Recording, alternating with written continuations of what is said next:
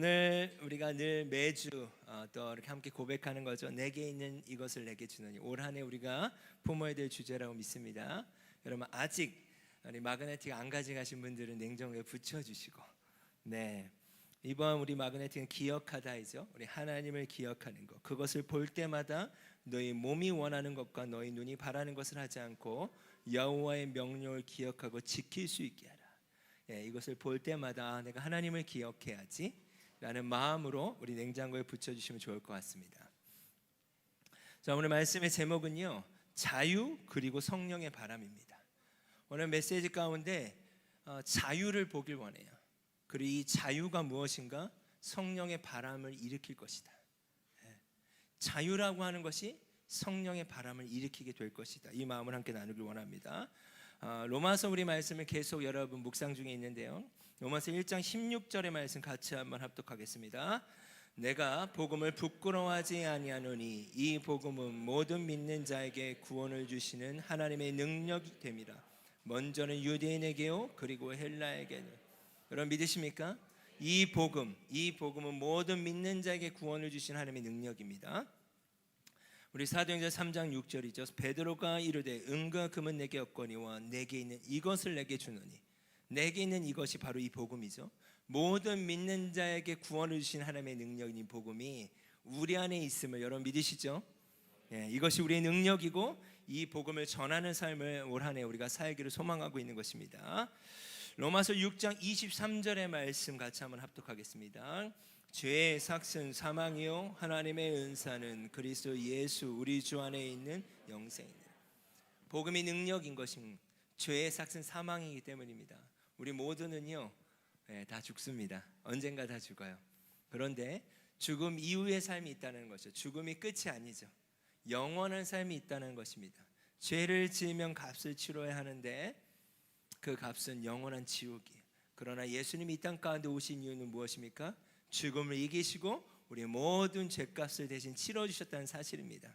이 사실을 믿을 때 모든 믿는 자에게 구원을 주시는 하나님의 능력이 되는 거예요. 이 복음이 우리 안에 있다는 사실이 우리를 자유케 할 줄 믿습니다. 다른 것이 우리를 자유케 하는 것이 아니죠. 그럼 이 땅에서요 죽음보다 두려운 것이 무엇이 있을까요? 예수님이 말씀하신 이 복음, 우리가 소유하고 있는 복음은요 죽음을 이긴 승리인 줄 믿습니다. 두려움을 이긴 승리인 줄 믿습니다. 이 복음이 우리를 자유케 할 것입니다. 오늘은 특별히 로마서 7장의 말씀을 중심으로 8장까지 보길 원하는데요, 7장 1절에 보면 형제들아 내가 법하는 자들에게 말하노니 너희는 그 법이 사람이 살 동안만 그를 주관하는 줄 알지 못하느냐. 이 말은 뭐냐? 하나님이 우리에게 율법을 허락하셨어요. 말씀을 허락하셨어요. 법을 허락하셨어요. 그 이유는 뭐예요? 이 땅에 살 동안만이에요. 여러분 오늘 우리가 중심으로 봐야 되는 건 무엇인가? 하나님이 왜 이 땅의 삶을 살아갈 때 율법을 허락하실까? 법을 허락하실까? 이 땅에서만, 이 땅에 살 동안만 허락하신 거라는 거예요. 7절과 8절을 보면요, 그런즉 우리가 무슨 말하리요? 율법이 죄냐? 그럼 그렇지는 않죠. 율법으로 말미암지 않고는 내가 죄를 알지 못하였으니 그 율법이 탐내지 말라 하지 아니하였더라면 내가 탐심을 알지 못하였으리라. 그러나 죄가 기회를 타서 계명으로 말미암아 내 속에서 온갖 탐심을 이루었나니 이는 율법이 없으면 죄가 죽은 것입니다. 그러니까 이 땅의 삶을 살아갈 때 허락하시는 것이 율법인데 그 율법이 하는 역할은 무엇입니까? 죄가 무엇인지를 고발한다는 거예요. 죄가 무엇인지를 드러낸다는 거예요. 여러분 이것이 왜 자유일까요? 이것이 왜 성령의 바람일까요? 자, 신호등이 있는데요, 여러분 만약에 우리가 신호등이 없다면 몇 킬로로 과속을 해야 할지 아니면 멈춰야 될지 서야 될지를 모르잖아요. 그러면 어떻게 될까요? 어찌 보면 큰 사고가 날 수도 있는 거 아닐까요? 하나님이 우리에게 율법을 허락하신 게 진짜 자유라는 거예요. 죄가 무엇인지를 드러내는 게 진짜 자유라는 거예요. 계속 말씀을 볼까요? 이 사실을 깨달은 바울이 이야기해요. 전에 율법을 깨달지 못했을 때는 내가 살았대요. 이 말은 뭐냐? 차라리 내가 하나님을 알지 못할 때는 너무나 자유한 사람이었다는 거예요. 그런데 계명이 이름에 율법을 알기 시작하면서 내가 하나님을 경험하고 알기 시작하면서 오히려 죄는 살아나고 나는 죽었다. 이 표현은 뭘까요? 계속해서 내 안에 죄들은 살아나기 시작하는 거예요. 왜요? 율법이 하는 역할이요, 죄가 무엇인지를 드러내니까, 죄가 무엇인지를 고발하니까. 죄는 살아나고 그 죄를 감당해야 될 자기 자신은 죽었다고 표현해요. 그렇다고 해서 생명에 이르게 할 그 계명이 내게 대하여 도리어 사망에 이르게 하는 것이 되었다라는 거예요. 13절을 보면요, 그런즉 선한 것이 내게 사망이 되었느냐? 그럴 수는 없다는 거죠. 이것이 선한 거잖아요. 이 선한 것이 내게 사망이 되었느냐? 그렇진 않다는 거예요. 그런데 그것을 감당하는 게 너무 쉽지 않다는 거예요. 오직 죄가 죄로 드러나기 위하여 선한 그것으로 말미암아 나를 죽게 만들었으니 이는 계명으로 말미암아 죄로 심히 죄가 되게 하려 합니다. 죄가 심히 죄가 되게 하는 거예요. 그게 율법의 역할이에요. 이 땅의 삶을 살아갈 때 하나님은 허락하시는 거예요. 7장 14절 말씀인데요, 같이 한번 합독하겠습니다. 시작. 우리가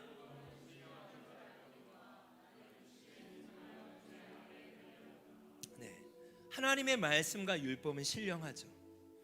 나는요, 그럼 나는 누구냐는 거예요. 계속 율법이 제시될 때마다 죄가 살아나고 나는 죽게 되고, 죄가 더 심히 죄되게 되는 나는 누구냐라는 이 질문을 바울은 심각하게 하게 돼요. 그래서 뭐라고 얘기해요? 나는 육신에 속하여 나는 죄 아래 팔린 자구나. 이걸 다른 말로 말하면 죄성이라고 합니다. 여러분, 하나님께서 우리에게 십자가로 말미암아 우리의 모든 죄를 사하셨음을 믿으십니까? 그런데요, 우리 안에 남겨져 있는 게 있어요. 그게 뭐냐? 죄성이에요. 그래서 저는 이 질문을 해봐요. 하나님께서는 우리의 죄성을 왜 남겨두셨을까? 그러니까 하나님이 우리의 모든 죄를 가져가셨어요. 십자가에 담당하셨어요. 그러나 여전히 우리는 죄가 죄되게 하는 율법 앞에 죄인으로 서지 않습니까? 그렇다면 하나님이 왜 죄성을 남겨주셨는가? 세 가지를 보길 원해요. 우리의 죄의 악성, 그러니까 죄성을 더 깊이 깨달으면 깨달을수록 주님의 은혜에 감사할 수밖에 없는 거예요. 두 번째는 뭘까요?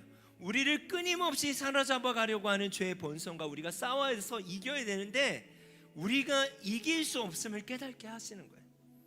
우리 안에 계신 성령님을 의지해야 한다는 것을 알게 하시기 위함이에요. 세 번째는요, 죄의 본성으로 자주 넘어지고 쓰러짐에도 그럼에도 변함없이 주님의 놀라운 사랑을 경험케 하신다는 사실이에요. 그러니까 하나님이 차라리 우리의 죄의 본성, 죄성을 가져가 버리시거나 없애버리시면 우리가 죄도 짓지 않고 참 좋을 텐데 왜 하나님께서 우리의 죄성을 그냥 두셨을까요? 하나님의 은혜를 깨닫게 하시는 거예요. 우리 힘으로 이길 수 없음을 알게 하시는 거예요. 성령을 의지하게 하시는 것이고, 그런 우리를 변함없이 사랑하시는 예수님의 사랑을 경험케 하시는 거예요. 한마디로 얘기하면 이것은 신비예요. 합력하여 선을 이루어 가신 하나님의 신비예요. 인격적이신 하나님의 신비 같아요.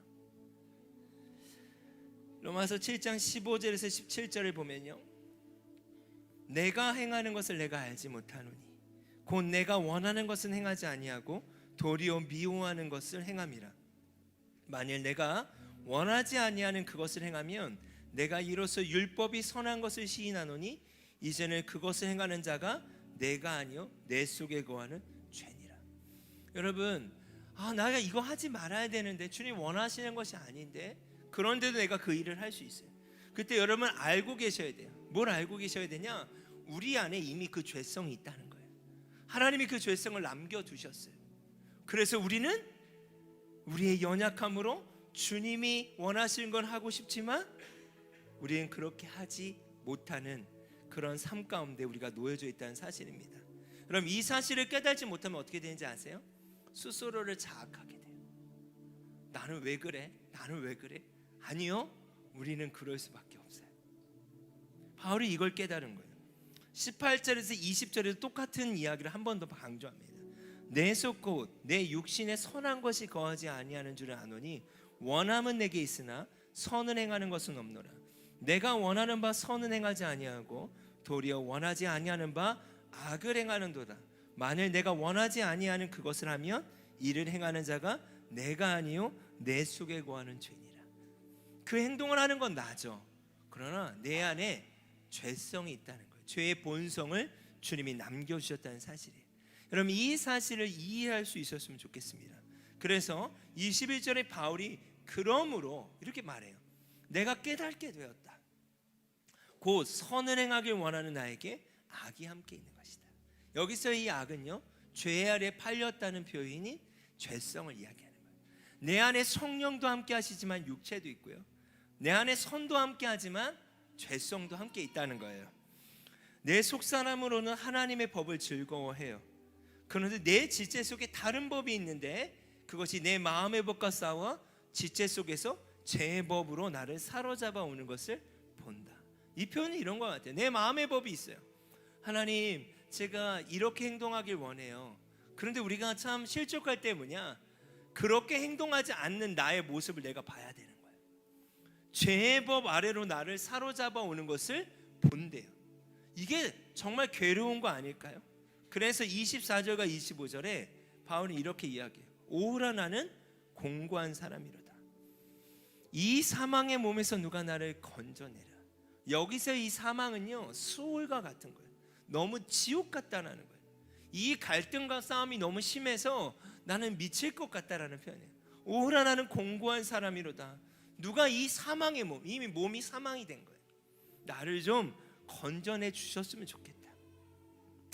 쉬운 성경으로 보면요, 이 뒷부분이 25절이 이렇게 되어 있어요. 우리 주 예수 그리스도로 인하여 하나님께 감사합니다. 그럼 이상하지 않습니까? 나는 너무 공고하고 너무나 이 사망의 몸 같은데 그 다음 절 감사를 고백해요. 우리 주 예수 그리스도로 인하여 하나님께 감사합니다. 그러므로 나는 마음으로는 하나님의 법에 복종하는 반면 죄악된 본성으로는 죄의 법에 복종하고 있습니다. 여러분, 이해가 되세요? 이게 감사하다는 것이 내가 왜 이러는지 몰랐다는 거예요. 그러나 이제 알았다는 거예요. 자, 제가 2주 전에 이런 표현을 썼어요. 처절한 절망은 우리를 새로운 소망으로 나아가게 한다. 너무 처절했던 거예요. 바울은 내가 왜 이렇게 살지? 난 이걸 원치 않는데, 근데 내 삶은 왜 이렇지? 이 처절한, 오라, 나는 공고한 사람이로다. 누가 이 사망의 몸에서 날 좀 해방시켜 줬으면 좋겠다. 이 처절한 절망이 바울에게 있어서는 깨달음과 소망이 된 거예요. 아, 내 마음으로는 하나님의 법을 따르기 원하지만 나는 그렇지 않구나. 이것이 나의 모습이구나. 나는 할 수 없구나. 아까 그 죄의 본성으로 말미암아 나는 이길 수가 없구나. 성령님이 나를 도와주셔야 되는구나. 그걸 깨달았다는 거예요. 그걸 깨달을 때요, 8장 1절과 2절이 나오는 거예요. 같이 한번 합독하겠습니다. 그러므로 이제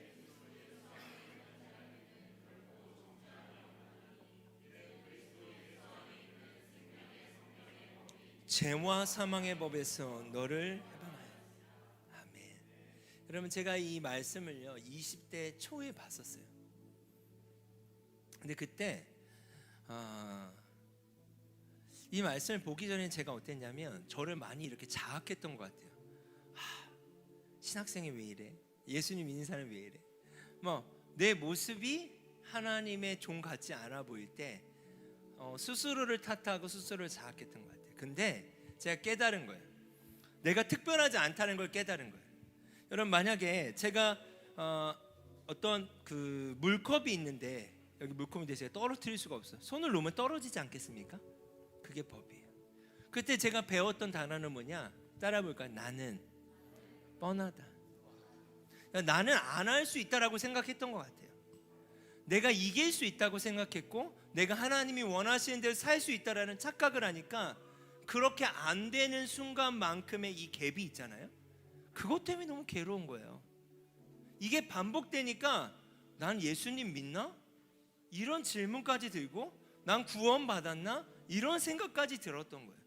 그런데 오늘 이 말씀을 통해 우리가 알아야 되는 건 뭐예요? 우리는 뻔해요. 우리는 뻔해요. 이걸 처절하게 바울이 깨달은 거예요. 나는 뻔해요. 그런데 중요한 건 뭐예요? 예수 안에 있는 자에게 결코 정죄함이 없대요. 정죄함이라는 말은요 법적인 용어예요. 하나님께서 그것을 이루셨다라는 거예요. 이는 그리스도 예수 안에 있는 생명의 성령의 법이 죄와 사망의 법에서 너를 해방했다. 자, 이건 어떤 표현이냐? 성령이 죄성보다 큰 거예요. 여전히 우리 안에 죄성이 있어요, 없어요? 지금? 있어요. 그걸 주님이 남겨두셨대요. 여러분, 그걸 이해하라는 거예요, 바울은. 우리 안에 여전히 죄성이 지금 저 안에도 있고 우리 모두 안에 죄의 본성을 가지고 있대요. 그런데 바울이 그 처절한 가운데 깨달은 건 무엇이냐? 그걸 행하는 자가 내가 아니고 내 안에 있는 죄성이야. 그것을 어떻게 해결할 수 있냐면 예수 안에서만 해결할 수 있어. 그게 무슨 말이냐면 내 안에 계신 성령의 법이 죄와 사망의 법보다 더 세다라는 거예요. 성령의 지배를 받으라는 거예요. 그럼 어떻게 성령의 지배를 받는가? 여러분, 기도예요. 기도. 누가복음 22장 42절에 보면 이르시되 아버지여, 만일 아버지의 뜻이거든 이 산을 내게서 옮기옵소서. 그러나 내 원대로 마옵시고 아버지의 원대로 되길 원합니다. 내 원대로 하려고 하는 게 있어요. 그러나 내 원대로 하지 않고 아버지의 뜻대로 되길 원합니다라고 하는 기도가 필요해. 그 기도가 선함은 있지만 행함이 없는 우리의 삶 가운데, 선함 가운데 내가 능력이 없지만 내 안에 계신 성령님이 일하실 수 있는 시간을 드리는 거예요. 여러분, 그 시간이 저와 우리 모두에게 확보될 수 있었으면 좋겠습니다. 아멘. 여러분, 우리가 이해하는 거예요. 우리는 원래 그래요. 나는 뻔해요. 저희는 뻔해요. 그래서 생명의 성령의 법이 죄와 사망의 법에서 우리를 해방시킨다는 거예요. 3절과 4절을 보면 제가 읽겠습니다. 율법이 죄의 본성 때문에, 그렇죠? 연약하여 할 수 없었던 것을 하나님께서는요, 그 죄를 없애기 위해 자신의 아들을 죄 있는 사람의 모양으로 보내심으로써 행하셨습니다. 이 말 그대로 이해하실 수 있습니까? 하나님께서는 죄인들 속에 거하고, 그렇죠? 율법으로 말미암아 더 죄가 드러나는 우리 가운데 죄인들 속에 거하고 있는 그 죄에 대해 유죄 판결을 내리셨대요. 근데 그 죄값을 우리가 받지는 않았다는 거예요. 그렇게 하여 죄의 본성에 따라 살지 아니하고 성령을 따라 살고 있는 우리에게 율법의 의로운 요구들이 완벽히 이루어지게 하셨다는 거예요. 자, 죄가 죄되게 하는 그 율법으로 말미암아 우리 죄는 드러나지만 그 죄값을 예수님이 치러주시고 예수님으로 말미암아 내주하시는 함께하신 성령님으로 말미암아 이제는 그 율법의 요구를 이룰 수 있는 능력을 주셨다는 얘기예요. 죄의 본성을 따라 사는 사람들은 죄의 본성이 바라는 일을 생각하지만 성령을 따라 사는 사람들은 성령이 바라시는 일을 생각합니다. 죄의 본성의 지배를 받는 사람의 생각은 죽음이지만 성령의 지배를 받는 사람의 생각은 생명과 평강입니다. 아멘. 오늘 말씀의 제목이요, 자유 그리고 성령의 바람이에요. 우리를 묶고 있는 것들이 있습니다. 원함은 있지만 그 원함대로 하지 못하는 것 때문에 또 묶이는 것들이 있어요. 오늘 우리가 함께 고백하길 원하는 것은 무엇이냐? 나는 뻔했구나. 이게 나쁜 의미가 아니에요. 우리에 대한 기대치를 높이지 마시고 나는 그럴 수 없는 자였구나 라는 것을 바울은 깨달았다는 사실이에요. 그 사실 가운데 감사했던 건 뭐냐? 내 안에 선함도 있지만 내 안에 본성, 죄의 본성도 있구나를 깨달은 게 바울은 감사했다는 거예요. 아, 나는 이런 존재였구나. 그리고 어떻게 하는 거예요? 성령의 지배를 받아야 되겠구나 라고 고백하게 되는 거예요. 그것이 자유이며 그 성령의 지배를 받아가는 삶이 성령의 바람을 일으키는 삶이라고 믿습니다. 그렇다면 이 자유와 그리고 성령의 바람은 함께 일어날 거라는 거예요. 여러분 믿으십니까? 우리가 5월에서 8월 4개월간 기도하는 시즌입니다. 주님 자유케 해주십시오. 동시에 그 자유에서 일어나는 성령의 바람이 나의 삶 가운데 작은 것 하나하나에서부터 일어나게 해주십시오. 여러분, 성령과 자유와 성령의 바람은 함께 일어날 것입니다. 그렇게 우리가 나아갈 수 있었으면 좋겠습니다. 우리 같이 한번 찬양하겠습니다.